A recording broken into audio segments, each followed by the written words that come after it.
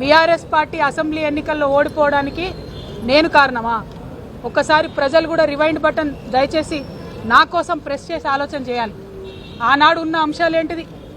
ఇండ్లు ఇవ్వలేదన్న అంశం, ఉద్యోగాలు ఇవ్వలేదన్న అంశం, దోపిడీదారులకు టికెట్లు మార్చమని ఎంతమంది మొత్తుకున్నా మార్చకుండా వాళ్ళనే మళ్ళీ ప్రజల మీద రుద్దాలనేటటువంటి చేసిన ప్రయత్నం, ఈ అంశాలు కాదా ఆనాడు చర్చలో ఉన్నాయి?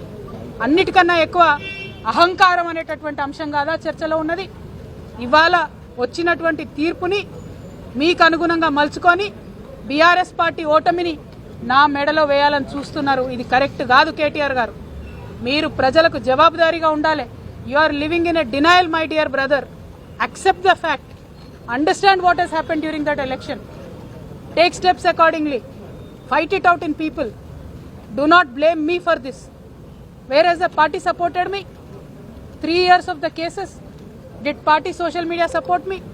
ఇవాళ పొద్దున్న నుండి సన్నాయి నొక్కులు నొక్కుతున్నారు. పెంపకానికి వచ్చిన కోర్టు తీర్ప ఏందో అడ్డమైన రాతలు నేను ఆ సోషల్ మీడియా చూడను. దీనివల్లే బీఆర్ఎస్ ఓడిపోయింది అంటున్నారు. మరి ఎందుకు మాట్లాడలే? నేను పార్టీ కోసం కాదా జైలుకు పోయింది? మీకు తెలియదా ఏం జరిగిందో వెనకాల? నా మెడలో పార్టీ ఓటమిని వేయాలని చూస్తే ప్రజలు కూడా హర్షించరు. ఇవాళ నేను కోరేది ఒక్కటే, నిజాలు చెప్పండి దయచేసి. నేను ఆనాడు నిజమే చెప్పి నాకు సంబంధం లేదని ఇవాళ న్యాయస్థానం కూడా నా నిజాన్ని సమర్థించింది. రేపు 2 నెలల్లో నేను కొత్త పార్టీ పెట్టబోతా ఉన్నా. ఆ దేవుడు ఆశీర్వాదంగానే ఇవాళ తీర్పు వచ్చిందని చెప్పి నేను మొన్ననే చెప్పిన రాజకీయం చేయాలంటే ధైర్యం ఉండాలి, ఓడిపోతే ఒప్పుకునే ధైర్యం ఉండాలి. నిజామాబాద్లో నేను ఓడిపోయినాడు ఒకటే మాట చెప్పిన, ప్రజలు ఇచ్చిన ఏ తీర్పునైనా శిరసావిస్తా అని చెప్పిన తప్పితే కారణాలు వెతకలేదు. ఇవాళ వచ్చిన తీర్పుని దీనివల్లనే ఓడిపోయిందని చెప్తున్నారు.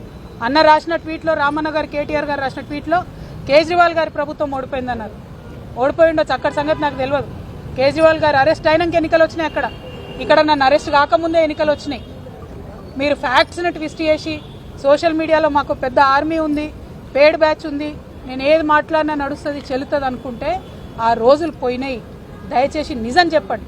నాకు ఆర్మీ లేదు, గిర్మీ లేదు, నాకు ఉన్నది గివిలే అబ్బా. ఈ పిడికడి మందితోనే ఈ రాష్ట్రంలో ఒక కొత్త రాజకీయ శక్తి ప్రజల పక్షాన నిలబడి పని చేస్తాం. కానీ చేతులు జోడించి తెలంగాణ ప్రజలకు మాత్రం ఒకటి విగ్గుతున్నా, ఒక ఆడబిడ్డ కష్టంలో ఉన్నప్పుడు అడ్డమైన పేర్లు పెట్టి, అడ్డమైన టైటిల్స్ పెట్టి, సోషల్ మీడియాలో నాలుకకు ఎంత వస్తే అంత మాట్లాడినటువంటి అడ్డగాడిదలు మాత్రం సమయం వచ్చినప్పుడు బుద్ధి చెప్పాలని ప్రార్థన చేస్తూ మీ అందరి దగ్గర సెలవు తీసుకుంటున్నా. Thank you. జై తెలంగాణ.